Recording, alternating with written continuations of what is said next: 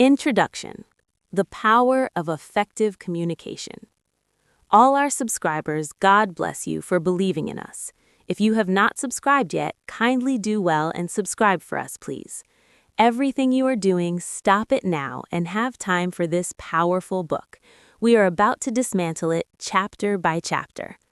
Communication is the invisible thread that connects us all. From the moment we wake up until we go to sleep, we are engaged in a constant exchange of information, emotions, and ideas. Whether we are negotiating a business deal, comforting a friend, writing an email, or simply ordering coffee, the quality of our communication determines the quality of our lives. In a professional setting, effective communication is often the differentiator between a good employee and a great leader. It drives productivity, fosters teamwork, and resolves conflicts before they escalate. In our personal lives, it is the bedrock of intimacy, trust, and understanding. What you'll learn from this book. This book is designed to be a comprehensive manual for the modern communicator. It moves beyond abstract theories and delves into practical, actionable strategies that you can apply immediately. You will learn the core fundamentals, how the communication process works and where it typically breaks down, verbal mastery, how to articulate your thoughts with clarity and confidence, nonverbal intelligence, how to read body language and control the signals you send, the art of listening, why hearing is not listening and how to become a master listener, digital etiquette, navigating the complex world of emails, texts, and video calls, emotional intelligence, managing your emotions and empathizing with others, conflict resolution, transforming difficult conversations into opportunities for growth. How to use this book effectively. Communication is a skill, much like playing a musical instrument or learning a sport. It requires knowledge, but more importantly, it requires practice. As you read through the chapters, you will find practical exercises and tip boxes. Do not skip these. They are the bridge between knowing what to do and actually being able to do it. I encourage you to read this book actively. Highlight sections that resonate with you, take notes in the margins or a notebook, and commit to trying at least one new technique each day. Chapter 1: Understanding Communication Fundamentals. The single biggest problem in communication is the illusion that it has taken place, by George Bernard Shaw. Before we can master advanced techniques, we must understand the machinery of communication.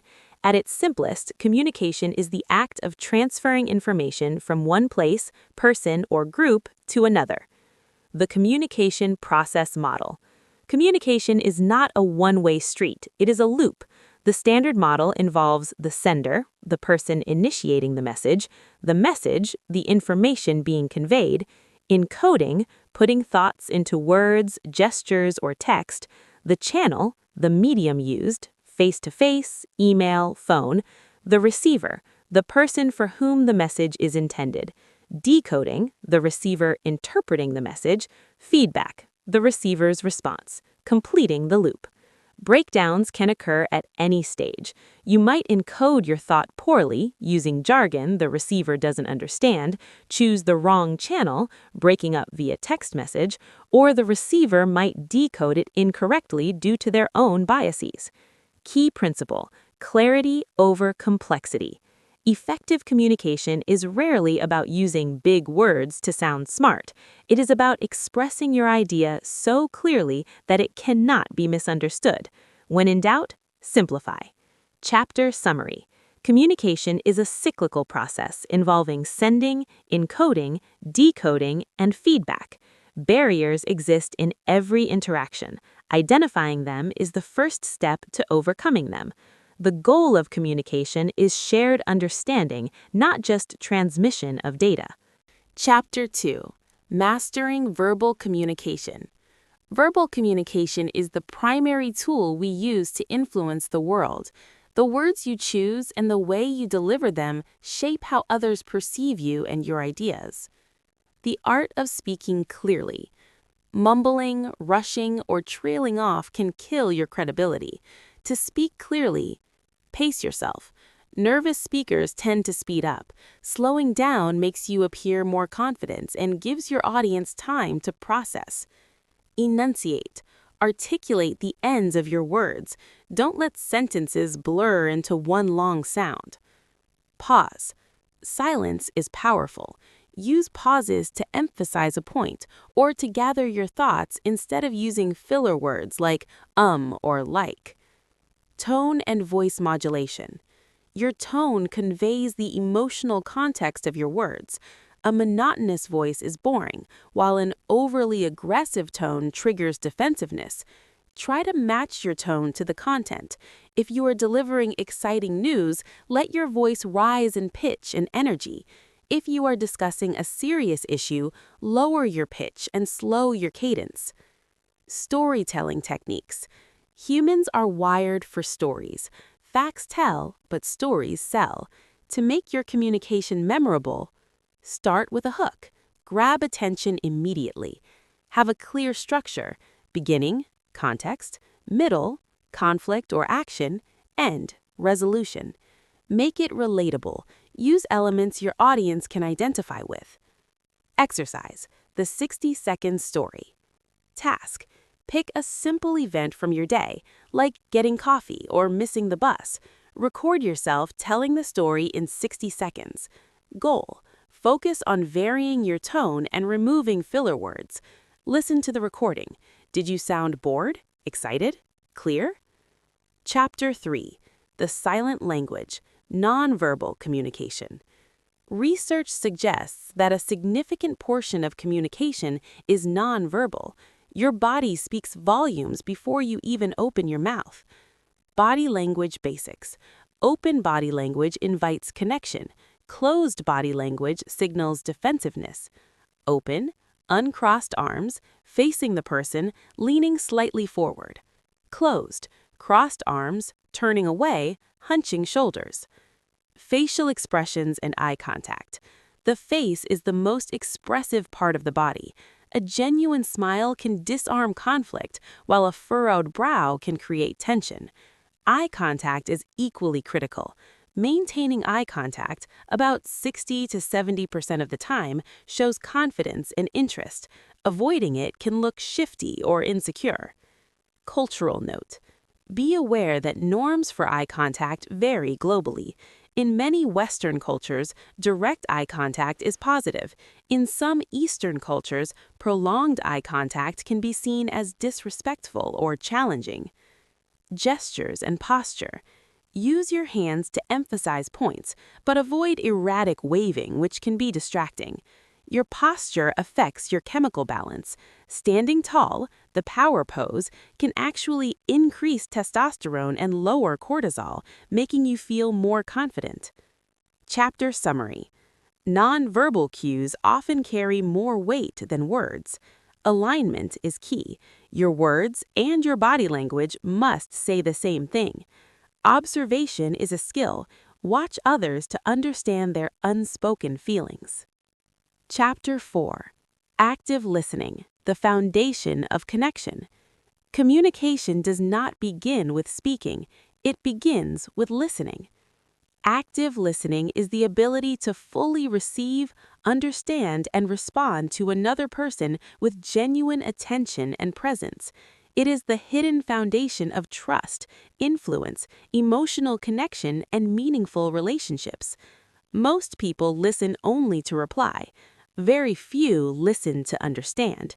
This chapter will show you how to develop active listening as a practical skill and how it transforms the quality of every conversation you have. Why active listening matters. People do not feel connected because they are spoken to. They feel connected because they are heard. When you listen actively, people feel respected and valued, misunderstandings decrease, and emotional tension softens, and cooperation becomes easier. In both personal and professional environments, listening is the fastest way to build credibility and rapport. The difference between hearing and listening. Hearing is passive. Listening is intentional. Hearing simply registers sound. Listening involves attention, interpretation, and emotional awareness. Most communication breakdowns happen not because people cannot speak clearly, but because they fail to listen accurately. Why people struggle to listen. The human mind is easily distracted. While someone else is speaking, your brain is often planning what to say next, judging what is being said, remembering something similar that happened before, or preparing a defense. These mental activities prevent true understanding. Active listening requires you to temporarily suspend your internal dialogue and give full attention to the speaker. The core principles of active listening. Active listening is built on 4 simple principles: presence, curiosity, emotional awareness, and respectful response. When these are applied together, communication becomes natural and deeply effective. Presence, giving full attention. Presence means mentally and emotionally available. Practical ways to show presence: maintain comfortable eye contact, put away distractions, avoid interrupting, remain physically open and relaxed. Your body communicates attention before your words ever do. When people feel your presence, they open up more naturally. Curiosity, seeking understanding, not agreement. Listening is not about agreeing with someone, it's about understanding their perspective. Curiosity sounds like, "Can you help me understand what you mean? What made you feel that way? What matters most to you in this situation?" Curiosity replaces judgment with openness. Emotional awareness, listening beyond words. People rarely communicate only with words. Tone, pacing, pauses, and body language carry emotional information. Active listening means noticing emotional shifts, hesitation, frustration, enthusiasm, uncertainty. When you acknowledge emotion respectfully, people feel deeply understood. A simple phrase such as, "It sounds like this situation has been very stressful for you," can instantly strengthen connection. Respectful response, confirming understanding. Listening becomes powerful when you reflect what you heard. This does not mean repeating someone's words, it means summarizing the meaning. For example, "So, what you're saying is that you felt overlooked and would like clearer communication moving forward." This allows the other person to confirm or clarify their message. It also reduces assumptions and misunderstandings. The biggest mistakes that block active listening: interrupting too quickly, offering advice before understanding the problem, changing the topic to your own experience, minimizing someone's feelings, mentally disengaging when you disagree. These behaviors communicate one message: my response is more important than your experience. Active listening in difficult conversations. When emotions are strong, listening becomes even more important. In conflict situations, people want to feel heard before they are willing to compromise. Emotional validation often matters more than logic. Instead of defending immediately, begin with understanding. This does not weaken your position, it strengthens your influence. Listening as a leadership and influence skill. Leaders who listen well make better decisions, detect problems earlier, build stronger loyalty, and create psychologically safe environments. People support leaders who take their perspectives seriously. Listening is not a soft skill, it is a strategic advantage. Listening in personal relationships. In close relationships, poor listening creates emotional distance. Active listening strengthens relationships by reducing unnecessary arguments, preventing emotional withdrawal, and deepening mutual trust. Often, what someone wants most is not advice, but understanding. A practical listening framework. Use this simple 4-step framework in your next important conversation. Focus fully on the speaker. Listen for meaning and emotion. Reflect back what you understood and ask one clarifying question. This structure immediately improves connection. A short exercise. For the next 3 conversations you have today, avoid interrupting, avoid offering solutions, and summarize what the person said before responding. Observe how the conversation changes. You will notice greater openness and reduced tension. Chapter takeaway. Active listening is not passive. It is a disciplined, intentional form of communication. When you listen with presence, curiosity, emotional awareness, and respectful reflection, you create connection effortlessly. Strong communication does not begin with powerful words. It begins with powerful listening. Chapter 5. Written Communication Excellence. In today's world, much of your influence is created through written words. Emails, messages, reports, proposals, social posts, and documents shape how people perceive your intelligence, credibility, and professionalism, often before they ever meet you. Written communication is not simply about grammar. It is about clarity, structure, tone, and intention. This chapter will show you how to communicate powerfully in writing so your message is understood, respected, and acted upon. Why written communication matters more than ever. Written messages travel farther than spoken ones.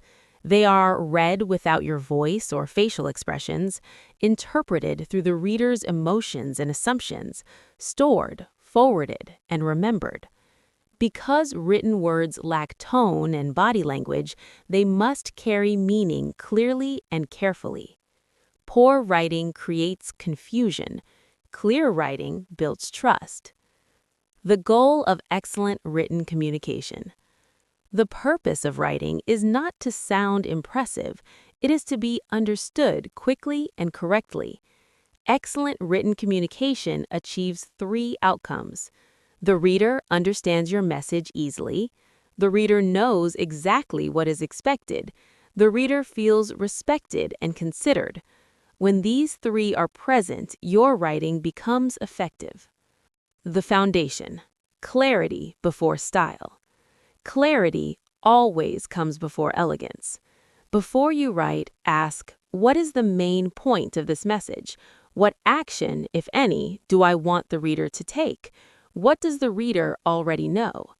If you are unclear in your thinking, your writing will reflect it. Clear thinking produces clear writing. Structuring your message for easy reading. People do not read written communication the same way they listen to speech. They scan.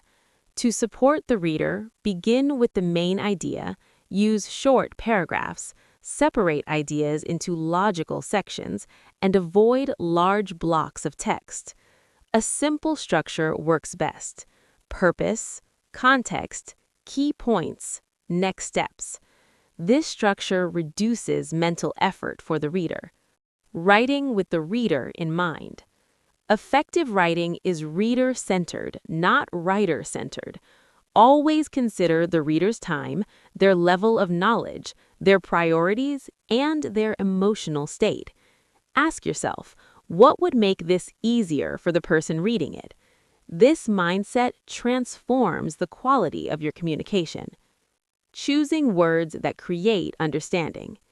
Simple words create strong messages. Avoid unnecessary complexity when simpler language communicates the same meaning. Clear writing uses familiar words, avoids vague expressions, and replaces general statements with specific ones. For example, instead of "please handle this matter as soon as possible," use "please send a final report by Friday at 3 p.m." Specific language reduces confusion and follow-up questions. Tone, the invisible emotional layer. Tone is how your message feels to the reader. The same sentence can sound respectful, cold, demanding, or supportive. Because readers cannot hear your voice, your word choice and sentence structure create the emotional tone. To maintain a professional and respectful tone, avoid excessive capitalization, avoid abrupt or overly short replies, and soften direct requests with polite structure. Tone should support your intention, not undermine it. Professional emails and messages. Strong professional writing follows a simple pattern: a clear subject or opening line, a brief explanation, a focused request or statement, and a courteous closing. Avoid mixing multiple unrelated topics into one message when possible. Each message should have one main purpose. This improves clarity and response quality. Writing to persuade and influence. Written communication can guide decisions when it is structured logically. To persuade through writing, begin with a shared goal, explain the situation clearly, present your reasoning step by step, and conclude with a clear recommendation. Emotional language should be used carefully. Logic and structure create credibility. Handling sensitive or difficult messages in writing. Some messages require extra care. Before sending a sensitive message, reread it slowly. Remove language that sounds accusatory, replace judgment with observation, and focus on solutions rather than blame. When emotions are strong, it is often better to keep written communication brief and factual and move complex discussions to conversation. Common mistakes in written communication. Writing long, unfocused messages, burying the main point in the middle of the text, using vague or indirect language, ignoring tone and emotional impact, sending messages without reviewing them. Small errors in writing can create large misunderstandings. A practical writing checklist. Before sending any important message, quickly check: is the main point clear in the first few lines? Is the request or purpose specific? Is the tone respectful and professional? Is anything unnecessary or confusing? Would I understand this if I were the reader? This short review dramatically improves quality. A short exercise. Choose one email or message you wrote recently.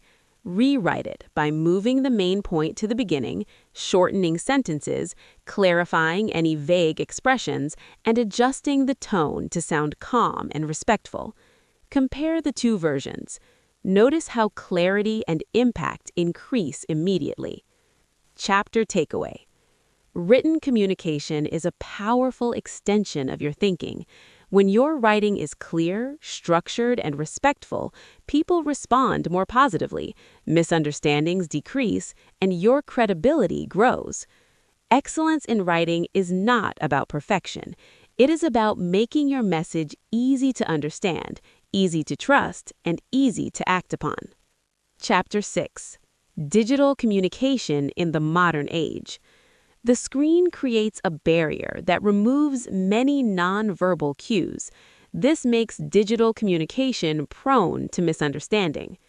Communication in virtual meetings. Zoom fatigue is real, but virtual meetings are here to stay. To communicate effectively on video, look at the camera, not the screen. This simulates eye contact. Mute when not speaking. Background noise distracts everyone. Use visuals. Share your screen to anchor the conversation. Managing digital overload. We are constantly bombarded with notifications. To maintain sanity and communication quality, batch checking. Check emails or messages at set times rather than constantly. Choose the right channel: urgent, simple, instant message or text; non-urgent, detailed, email; complex, emotional, phone or video call. The emotion rule of digital comms. Never deliver bad news or criticism via text or email. Without tone of voice, neutral words can sound harsh, and harsh words can sound devastating. Always handle sensitive topics via voice or video. Chapter 7. Emotional Intelligence, EQ, and Communication. Emotional intelligence is the ability to recognize, understand, and manage our own emotions and the emotions of others. High EQ is the secret sauce of great communicators. Self-awareness in communication. Before you speak, check your internal weather. Are you hungry, angry, tired? These states affect your communication. If you are agitated, you are more likely to interpret a neutral comment as an attack. Developing empathy. Empathy is the capacity to understand or feel what another person is experiencing. It breaks down barriers. Cognitive empathy, I understand what you are thinking. Emotional empathy, I feel what you are feeling. When communicating, aim for cognitive empathy to understand their perspective, but use emotional empathy with boundaries to connect without getting overwhelmed. Exercise, the pause button. Task, the next time you feel a strong negative emotion during a conversation, visualize hitting a pause button. Take 3 deep breaths. Ask yourself, is my reaction proportional to the situation? Chapter 8. Difficult Conversations and Conflict Resolution. Difficult conversations are unavoidable in both personal and professional life. Avoiding them does not remove conflict. It allows tension, misunderstanding, and resentment to grow quietly. The ability to handle difficult conversations calmly and constructively is one of the most powerful communication skills you can develop. This chapter will show you how to approach conflict with clarity, emotional control, and mutual respect, so conversations lead to resolution rather than damage. Why difficult conversations feel so challenging? Most people fear difficult conversations because they associate them with emotional discomfort, possible rejection, loss of control, or damage to relationships. The mind interprets conflict as a threat, even when the situation is not dangerous. This emotional response often causes people to become defensive, aggressive, or withdrawn. Understanding this natural reaction allows you to manage it rather than be controlled by it. The purpose of a difficult conversation. The goal is not to win. The goal is not to prove who is right. The true purpose of a difficult conversation is clarity, mutual understanding, and forward movement. When the goal is improvement rather than victory, the tone of the conversation changes. Common causes of conflict. Most conflicts arise from unmet expectations, miscommunication, unclear roles or responsibilities, emotional assumptions, or lack of feedback. Recognizing the real source of tension prevents you from attacking surface issues while ignoring the true problem. Preparing for a difficult conversation. Preparation is one of the most powerful tools for success. Before answering a challenging discussion, ask yourself, what specifically is the issue? How is this affecting me or others? What outcome would be helpful and realistic? What emotions might be involved for both sides? Clear intention reduces emotional reactivity during the conversation. Managing your emotions before speaking. You cannot communicate clearly when you are emotionally overwhelmed. Before starting the conversation, slow your breathing, calm your body, and release the need to control the other person's reaction. Emotional stability allows you to listen and speak with balance. Opening the conversation constructively. The first few sentences set the tone. Begin with your intention to improve the situation, your desire for understanding, and your willingness to listen. For example, I'd like to talk about something that's been bothering me because I value our working relationship and want us to improve how we communicate. This signals respect rather than attack. Using objective and respectful language. Describe what you observe, not what you assume. Instead of, you always ignore my input, use, I noticed that my suggestions were not discussed during the last 2 meetings. This reduces defensiveness and keeps the conversation focused on facts. Expressing your perspective clearly. Use simple and personal statements, how you feel, what you experienced, and what you need going forward. For example, I felt frustrated because I wasn't sure my role was understood. I would appreciate clearer communication in future meetings. This keeps responsibility for emotion with you rather than blaming the other person. Listening during conflict. Active listening becomes even more important in difficult conversations. When the other person speaks, listen without interrupting, notice emotional cues, and summarize what you heard. People are far more willing to cooperate when they feel understood. managing defensiveness and emotional reactions. When emotions rise, lower your voice, slow your pace, and avoid matching the other person's intensity. If the conversation becomes unproductive, it is appropriate to pause and say, "I think it would help if we take a short break and continue this conversation when we're both calmer." Pausing is a sign of responsibility, not weakness. Moving toward resolution. Resolution does not always mean full agreement. It means identifying shared goals, agreeing on practical next steps, and clarifying expectations. Focus on what can change moving forward rather than what went wrong in the past. Repairing relationships after conflict. After a difficult conversation, follow through on any commitments made, demonstrate respect through your actions, and acknowledge improvements when you see them. Repair strengthens trust. Unresolved tension weakens it. A short conflict resolution framework. Use this structure in challenging conversations. State your intention and purpose. Describe the situation objectively. Share your perspective and feelings. Listen to the other person fully. Identify a constructive next step. This structure keeps conversations balanced and productive. A short exercise. Think of one conversation you have been avoiding. Write down the main issue, how it affects you, what outcome you would prefer, and one respectful opening sentence. Preparation alone often reduces fear and increases confidence. Chapter takeaway. Difficult conversations are not obstacles to healthy relationships. They are opportunities to strengthen them. When you approach conflict with calm preparation, respectful language, emotional awareness, and active listening, you transform tension into understanding. Effective communication is not about avoiding discomfort. It is about using it wisely to create clarity, trust, and progress. Chapter 9. Communication in the workplace. The quality of communication in the workplace directly shapes performance, trust, and organizational culture. No matter how skilled people are, poor communication leads to misunderstanding, frustration, and wasted effort. Strong workplace communication, on the other hand, creates alignment, accountability, and cooperation.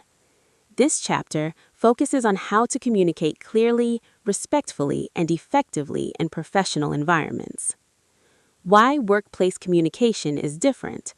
Workplace communication carries unique pressures, deadlines, performance expectations, authority structures, and professional reputation. Unlike casual conversations, workplace interactions often involve decisions that affect projects, careers, and teams. This makes clarity, tone, and timing especially important. The foundation of professional communication. Effective workplace communication rests on 3 principles: clarity of purpose, respect for roles and responsibilities, and professional emotional control. When these principles are present, communication becomes reliable and productive. Clarity in roles and expectations. Many workplace problems arise from unclear expectations. To communicate clearly, define responsibilities early, confine who owns each task, and clarify deadlines and standards. A short confirmation such as, "Just to confirm, you'll handle the client presentation and I'll prepare the data by Thursday," prevents confusion and future conflict. Communicating with colleagues. Professional collaboration requires balance. Good communication with colleagues includes sharing information openly, respecting different working styles, and offering feedback constructively. Avoid withholding information, speaking negatively about others, or assuming intentions without confirmation. Strong peer communication builds trust and team stability. Communicating with supervisors or leaders. When communicating upward, be clear and concise. Focus on outcomes and solutions, and respect time limitations. Present information in a structured way: current situation, key challenge, proposed action. This demonstrates responsibility and professionalism. Communicating with direct reports or team members. When communicating as a leader or supervisor, be specific about expectations.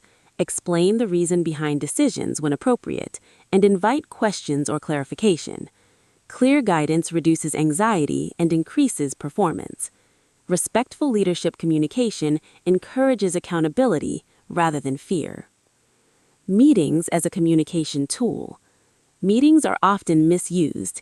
Effective meetings require a clear purpose, defined outcomes, and structured discussion. Before a meeting, communicate what will be discussed, what preparation is required, and what decisions need to be made.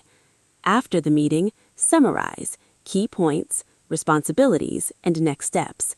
This reinforces clarity and follow-through. Email and digital communication at work. Digital communication dominates modern workplaces. To communicate professionally in writing, be direct and focused. Avoid unnecessary detail and keep tone neutral and respectful. Use clear subject lines and avoid mixing multiple unrelated issues in one message. When topics become emotionally sensitive or complex, move the conversation to a call or in-person discussion whenever possible. Giving feedback at work. Feedback is essential for growth. Effective feedback is specific, focused on behavior rather than personality, and connected to improvement. For example, during the last presentation, some key points were unclear. Adding a short summary slide could improve understanding next time.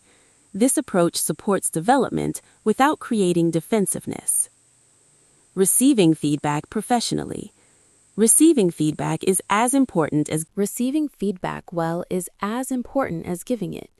When receiving feedback, listen without interrupting, ask clarifying questions, and avoid immediate justification. You do not need to agree with every point, but you should seek to understand the perspective being offered. Professional maturity shows in how feedback is handled. Managing disagreements in the workplace. Disagreements are natural in professional environments. Handle them by focusing on shared goals, separating personal feelings from professional issues, and discussing ideas rather than personalities. Respectful disagreement strengthens decision quality and innovation. Cultural and personality differences. Workplaces bring together people from diverse backgrounds and communication styles. Effective communicators remain open to different perspectives, adjust tone and style when needed, and avoid interpreting differences as personal conflict. Flexibility improves collaboration across diverse teams. Preventing common workplace communication breakdowns. The most frequent problems include unclear instructions, assumptions instead of confirmation, delayed or avoided conversations, emotionally reactive messages, and lack of follow-up. Awareness of these patterns allows you to correct them early. A short workplace communication checklist. Before important professional interactions, ask, is my purpose clear? Is my message specific and respectful? Does the other person understand what is expected? Have I invited clarification if needed? These small checks prevent major misunderstandings. A short exercise. Think of one recent workplace interaction that felt confusing or frustrating. Reflect on what was unclear, what assumptions were made, and how clearer communication could have improved the outcome. Apply this insight to your next professional conversation. Chapter takeaway.